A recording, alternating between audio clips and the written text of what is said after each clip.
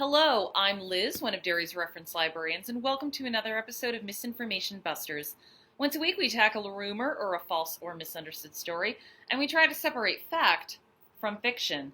This week, we're talking about author V.C. Andrews and the strange tales she left behind. So, what's the story? In 1979, a book hit the shelves that was so gasp-inducing, so scandalous, you just had to read it. It was called Flowers in the Attic, and it was written by V.C. Andrews. The book, for lack of a better word, is bananas. It's about a teen girl named Kathy who experiences, let's just say a string of misfortunes.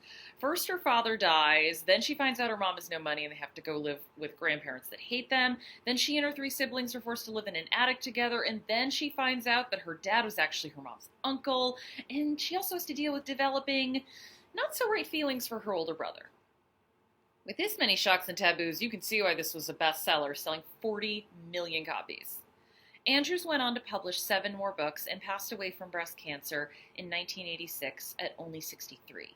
Her name lives on via her ghostwriter, Andrew Neiderman, but most fans agree you can't recreate Andrews' spark and flair for Gothic drama. Oh, and another thing lives on after her death.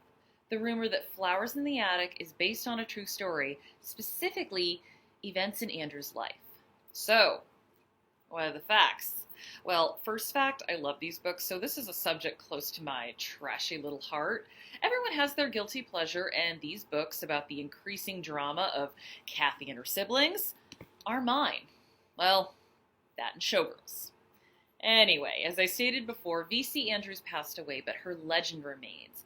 It's similar to Go Ask Alice, where years after initial publishing, there's still this idea floating around that there is a real-life inspiration for the story, including the idea that Andrews was writing about her own life. Well, good news, everyone. V.C. Andrews, or Virginia, as she was called, lived a normal, non-locked-in-an-attic life and had normal, non-incestuous relationships with her brothers. Andrews herself said, quote, "A lot of people think I was tortured, but my parents didn't do anything.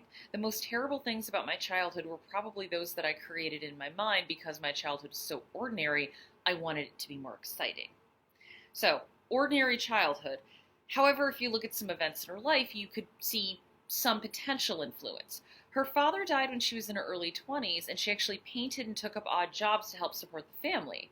So the inciting plot incident of, "Our father has died and we are not in great financial shape," may have been inspired by her life.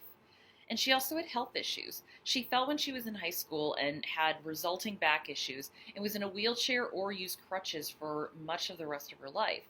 In the sequel to Flowers, Petals in the Wind, the youngest sister, Carrie, is sickly, still dealing with health issues from her time in the attic.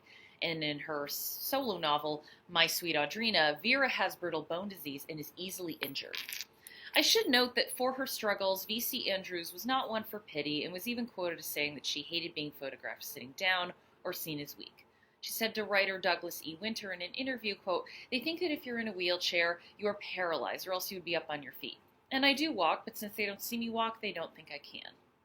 So obviously, V.C. Andrews was a creative woman whose experiences may have informed some of her work. But that's it. Or is it? In 2009, Jennifer F., who ran the V.C. Andrews fan site, and yes, I visit, please don't judge me, she ran until 2018, and she began reaching out to the Andrews relatives.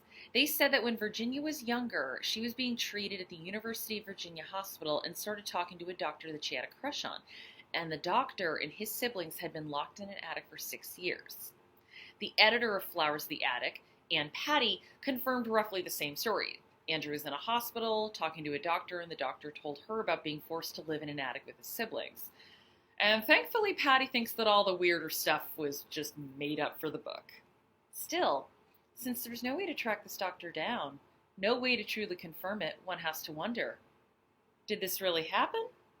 Or is this just one last mysterious story from Virginia Andrews? We may never know. But I do know that any novel that was published after Garden of Shadows for the Dollanganger clan is 100% not canon to me. Please get out of here with Christopher's Diary and Corey being alive. And thank you for watching, and as always, check for our sources in the comments. Feel free to research using your EBSCO databases, which are available through the library's website, or when in doubt, ask a librarian. and I'll see you next week.